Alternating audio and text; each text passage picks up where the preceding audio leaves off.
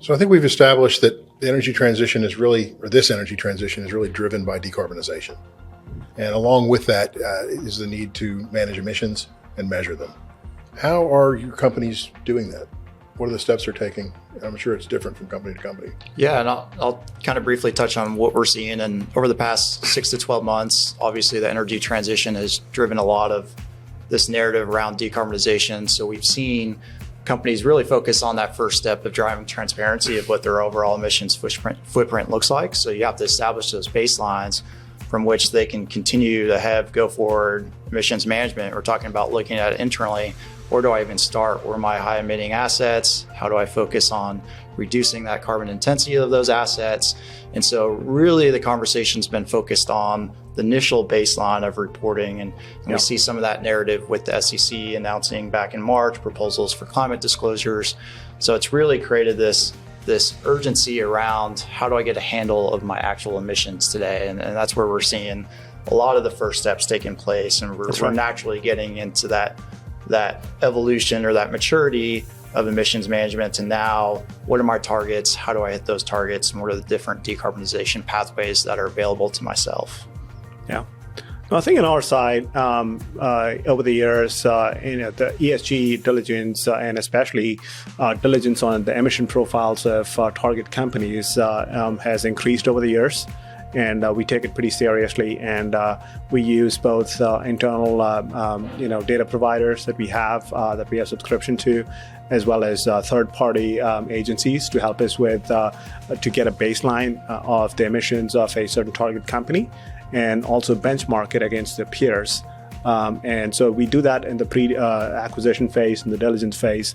And once we end up with the acquisition, we actively work with the management team and the boards to look at the emissions profile. Like you said, Kyle, establish a baseline first. And then after that, work on a lot of initiatives to bring down the emissions profile. Some of the examples I can give you is, we have, one of the companies in the Rockies where we have a controlled investing position in. And, that company has now been certified as responsibly sourced gas by Project Canary. They have continuous emissions monitoring systems in a bunch of their pads. And they're starting to do quarterly surveys using handheld optical imaging cameras. And so all these initiatives, have been taken by companies, that we have control investing in, and we do also have within our quarterly meetings with management. We talk about them, we spend time on it, we try to understand it better, and also kind of keep track of what happens to the emissions profile after these measures are taken, and kind of keep track of it. So it's very pertinent in what we do. Are you seeing collaboration between your various portfolio companies on these initiatives? Someone's learned this, how can you transfer that to the others? So the way we work, our group works is a little different. We're not a pure private equity company investing only in energy companies. So any companies that we have control investing in are the ones where we can, kind of step in and, work with the management team to affect these. But I would say that in general, there is a lot of data sharing and idea sharing with all these companies that I've talked to, even outside our portfolio, that people are, be it the use of carbon accounting platforms, be it the use of technology, be it handhelds, be it flyovers, a lot of these technologies, there is a lot of, sharing of knowledge going on, which I think is pretty healthy, because all these things have, are everyone's in a learning curve, all the way from, your big publics all the way to, small private equity-backed companies. So I think there's a lot of knowledge sharing, happening, and I think over the next couple of years, I think it's going to, it's going to be a steep learning curve, but it's going to get more streamlined. I think what's unique about your situation is, when you think about emissions reporting, you think about some of the challenges associated with it. Yeah. And there's a lack of this global standard of reporting. Yeah. You can pick different frameworks, emission factor sets. Right.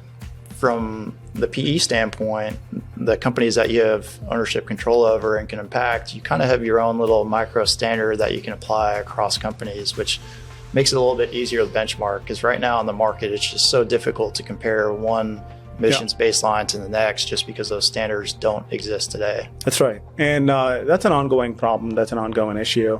And it also goes back to, how it's being measured. I think the only thing that's consistent as far as my knowledge goes is what you report to the EPA. There's been standards. It's been in place for a while. So I think it's not perfect, I would say. It's an inventory-based approach. So, but that's the most standard thing that everyone has. And but slowly, I think there's been protocols that are being designed for measurement. It differs by technology. The accuracy of the measurements differs by what technology you use. But I think with all these things said, I think there's still a lot of developments that are going on. And I think over the next few years, I think we should be up the curve and get a standard, more uniform standard where you can actually report your emissions. I think the other challenge that we're seeing is the transparency across your different scope of emissions. You have your direct and semi-direct with scope 1 and 2, and then scope 3 from an indirect standpoint. That's right. And Peter, I know you guys are trying to tackle this at Trafigura, and we're seeing this unique relationship between you and Palantir on deploying this visibility across kind of trading platforms. So how are you guys thinking about it in your space? Yeah, I think our approach to this issue is a little different. Trafigura owns a handful of operating and emitting assets. We've been publishing our sustainability reports for 5 or 6 years now, tracking our scope 1 and 2. They're stationary assets, they're larger industrial assets, not oil wells. So generally it's things like utility and meter statements and things like that we can do to try to get our arms around what that scope 1 and 2 looks like for a stationary asset. But the vast majority of what we do is trading commodities that are produced by somebody else and delivered to somebody else. Oil that comes from an oil producer that's going to a refiner that's getting refined into an end product that's ultimately getting consumed by an airline, by a C-store customer, et cetera. So when we started thinking about our ultimate exposure, it was, wow, really the vast majority of what we need to deal with is scope 3. The vast majority of what we need to understand is how our supply chains are interlinked with and intermingled with all of our suppliers and all of our customers.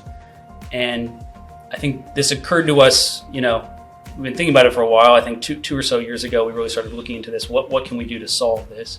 And I think we're maybe a little early to the stage, but every company's going to be there, right? I mean, you mentioned continuous monitoring. I think you guys are, I would argue, probably pretty far along in terms of thinking about things like continuous monitoring. And a lot of people are still trying to figure out, how do I get a Cal 2021 number out of my assets to even report to EPA? So I think similarly, we sort of identified Scope 3 is going to be it is an issue for us. It's an issue for every company, and having sort of a global footprint, it's an issue as you start thinking about future regulatory exposure into places like European emissions trading schemes, carbon border adjustment mechanisms, trying to normalize different emissions programs around the world. So we, as Kyle mentioned, we've launched a partnership with Palantir to really build a technology platform, technology approach. We think this is really about getting primary verified data from companies and then sharing it securely and transparently. So you can start building the supply chain building blocks that you need in order to really,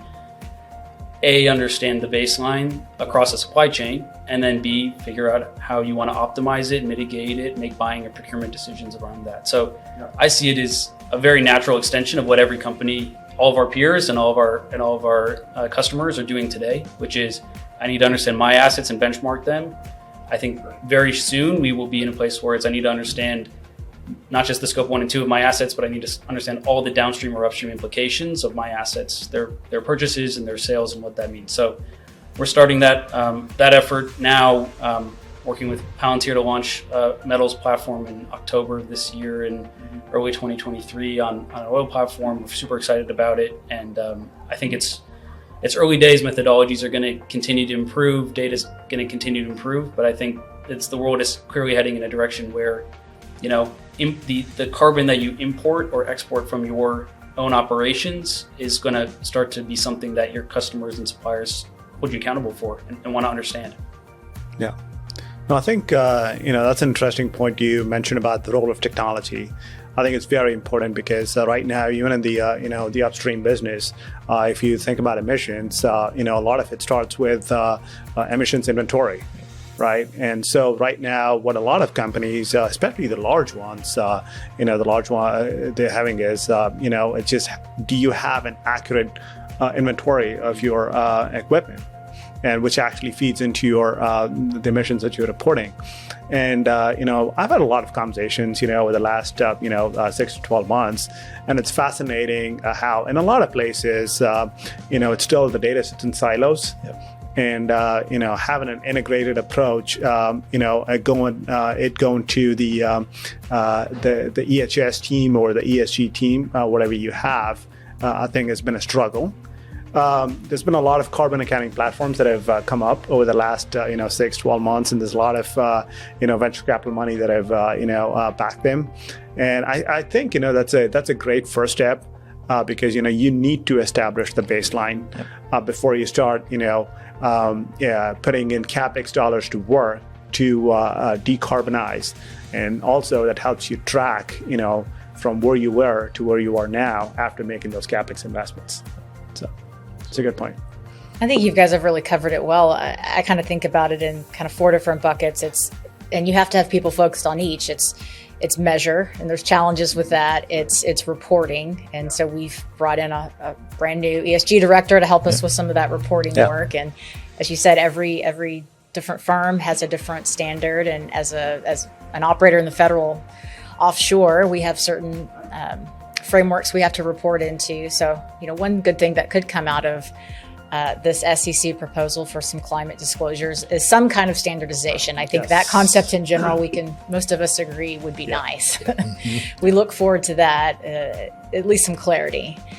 The next piece after measure report is reduce. And so we've got teams, obviously a lot of the offshore guys themselves, but also some really focused on those technologies and looking out to see what else can we do besides some of the low-hanging fruit, some of the obvious things of changing out and where you've got potential leak paths, and obviously the monitoring where you can detect those early and address them early, but really thinking about the system in a different process and ways we can even collect some of those and utilize them for different things, perhaps to run some of the equipment. And then, the last piece is to offset. You reduce as much as you can until you get to the offset. So we're thinking about how we want to participate in that space too, especially as we're building out a new business that could potentially generate offsets.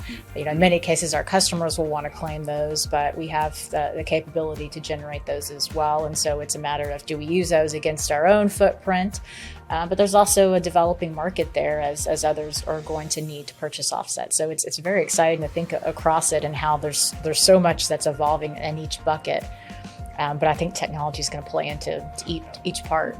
That's where I see the evolution of these ESG groups. I liken it to the financial planning and analysis teams that are within companies, where the last two kind of comments that you were making was around decision, portfolio management type concepts around the emissions management. Mm-hmm. And so from a financial planning analysis standpoint, you look at it from emissions planning and analysis. You started with the reporting, and then you start looking at this forecasting and budgeting around those decarbonization initiatives.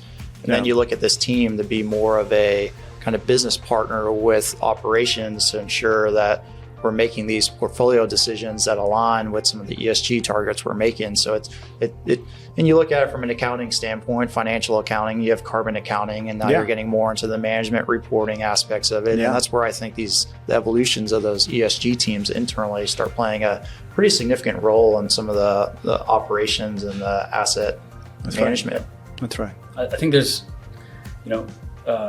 Robin mentioned sort of the 4 ways that Talos looks at things. I think in general, the industry has this concept of MRV, right? So it's 2 of those things, right? Monitoring and reporting, and then verification being the 3rd. Right. And I think when we think about how carbon becomes a commodity that can fit alongside all the other commodities that we're all trading every day, or how carbon can become an assessed value that is built into the price assessment of the commodities that we're trading, I think it's everything we're talking about, right? It's real verification, real monitoring, real data, confidence that these numbers are talking like for like on an apples to apples basis, and you can really have confidence in what it is that you're evaluating. I think that's the piece that we think is the most interesting and really requires the most of a collaborative approach, right? Because every company is going to be able to, at some point, collect and process and organize raw data. It's a question of technology costs. It's a question of setting up their internal teams, which is going to be different lift and quite a bit of work depending on the company and depending on timelines. But at some point you'll get there. And then it's about setting standards. And then it's about agreeing what those standards are and being able to start to, what I think the ultimate goal is price in a cost of carbon. So you want to be able to say, yes, if you have spent hundreds of millions of dollars building a low carbon platform, you're going to be able to achieve a premium for a low carbon product at the end of the day. And conversely, I think most regulators are focused on this piece, is if you are a high emitting asset, that you're going to have a way to basically pay the external cost for the carbon that you're emitting. So some programs exist, obviously, from a compliance perspective. Legislatively been passed in the US and Europe and elsewhere. But what we're looking forward to is a world where the market starts to be able to price these things itself, and investment decisions get to be made based on a real market signal. Yeah. No, I think that's fascinating. I think what you mentioned about the staffing needs, to pursue some of these opportunities, as well as an incentive, which is at the end of the day is a premium for your low carbon product, right? And I think that's going to serve as both the carrot and the stick, right? The carrot is going to be your premium that you're getting, for your low carbon product, and your regulation is going to be the stick in a way. And so that's going to incentivize company to view these teams and add to the staffing as not just a cost center, but something more than that to help streamline your operations as well as improve the carbon footprint for which you're getting incentivized economically. Yeah. So I think that's been a part of the struggle internally on some of these decarbonization initiatives is how do I place the value on some of this emissions reduction side, and if you start looking at putting a price on carbon, you start having these balance of trade-offs on, do I allocate capital there? And now I'm extracting value from these decarbonization initiatives from almost an avoidance of cost perspective. And we've seen some companies embed these internal pricing policies to where you're associating our price in those investment decisions. Yeah.